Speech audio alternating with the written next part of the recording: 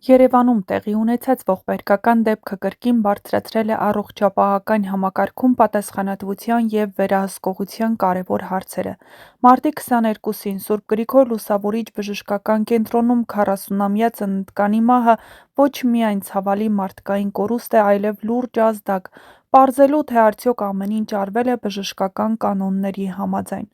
Ըստ նախնական տեղեկությունների, կինը հիվանդանոց էր տեղափոխվել հղի վիճակում, երեխայի ծնունդից հետո նրա մոտ արձանագրվել է սրտի կանգ։ Սակայն նման դեպքերում ամենակարևոր հարցը մնում է՝ արդյոք հնարավոր էր կանխել այս ողբերգությունը, և եթե այո, ով է պատասխանատու դրա համար։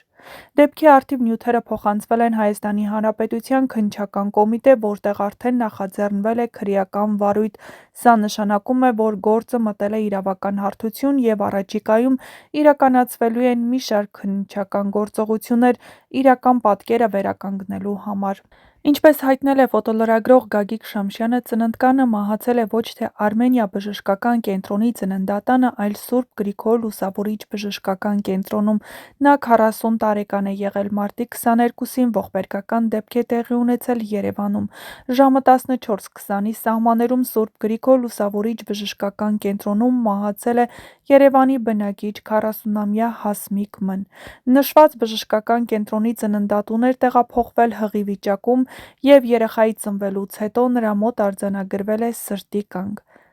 Ինչ է սպասվում առաջիկայում։ Բժշկական անձնակազմի գործողությունների մանրամասն ուսումնասիրություն, ծննդկանի առողջական վիճակի առողջական վերլուծություն, բուժման ընթացքի համապատասխանությունը բժշկական ստանդարտներին անհրաժեշտության դեպքում դատաբժշկական փորձաքննություն։ Եթե պարզվի, որ բուժանձնակազմի կողմից թույլ են տրվել սխալներ կամ անփութություն, ապա մեղավորները կարող են ենթարկվել քրեական պատասխանատվության՝ կախված խախտման ծանրությունից։ Դա կարող է ներառել ինչպես պաշտոնեական անփութություն, այնպես էլ բժշկական սխալի հետևանքով մահվան պատճառում։ Միևնույն ժամանակ կարևոր է նշել, որ նման դեպքերում վերջնական գնահատականը տրվում է միայն փորձաքննությունների արդյունքներից հետո։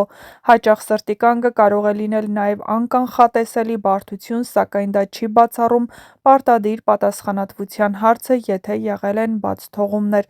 Հասարակության պահանջն այս դեպքում պարզ է՝ լիարժեք, թափանցիկ քննություն և արդար պատասխանատվություն։ Եթե համակարգը չի կարող ապահովել անվտանգ ծննդօգնություն, ապա նման ողբերգությունները կարող են կրկնվել։ Այս դեպքը հավանաբար կդառնա ևս մեկ լուրջ փորձություն թե առողջապահական ոլորտի, թե իրավապահ մարմինների համար, ցույց տալու, թե որքան արդյունավետ է նրանք գործում նման զգայուն և հասարակության համար կարևոր իրավիճակներում։ Մարտի 22-ին Սուրբ Գրիգոր Լուսավորիչ բժշկական կենտրոնի պատերի ներսում ավարտվեց մի կյանք, որը դեռ լի էր սպասումներով, երազներով ու մայրական սիրով։ 40-ամյա կինը եկել էր աշխարհին կյանք պարգևելու, բայց ճակատագիրը դաժանորեն որոշեց այլ կերպ։ Այս հարցերի պատասխանները այժմ փորձում է գտնել Հայաստանի Հանրապետության Քննչական կոմիտեն, որտեղ արդեն քրեական վարույթ է նախաձեռնվել, բայց անգամ ամենախորը քննությունը չի կարող վերադարձնել մի կյանք, որն արդեն կորցված է։ Սա միայն վիճակագրական թիվ չէ, սա ճակատագիր է, սա ընտանիք է, որը հիմա սգում է, սա նորածին երեխա է, որը մեծանալու է առանց մոր ջերմության։ Սա մի պատմություն է, որը պետք է լիներ երջանիկ, բայց դարձավ ողբերգություն, և ամենացավալին, սա այն դեպքերից է, որոնք ստիպում են մտածել՝ արդյոք մենք իսկապես ապահով ենք ամենազգայուն պահերին, երբ մարդն ամենաշատն է վստահում բժիշկներին, համակարգին, կյանքին, կյանք, որն ընդհատվեց, բայց հարցերը մնացին, և այդ հարցերը պատասխան են պահանջում։ Հայաստանում մայրական մահացության թեման շատ զգայուն է, և վիճակագրությունը ցույց է տալիս, որ նման դեպքերը հազվադեպ են, բայց յուրաքանչյուր դեպք դառնում է լուրջ ահազանգ։ Հայաստանում տարեկան ծնվում է տասնյակ հազարավոր երեխաներ, և այդ ֆոնի վրա մայրական մահացության դեպքերը լինում են։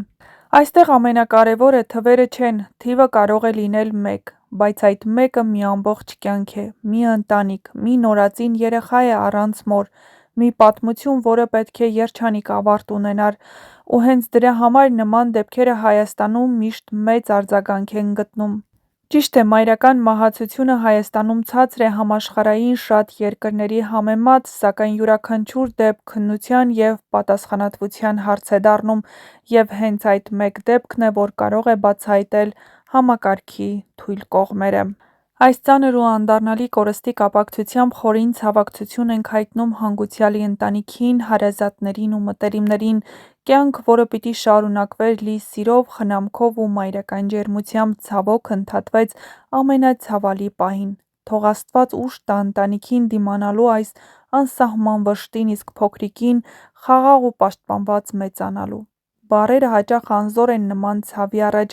մնում է միայն լռությամբ կիսել նրանց վիշտը և աղոթել, որ հոգին հանգչի խաղաղությամբ։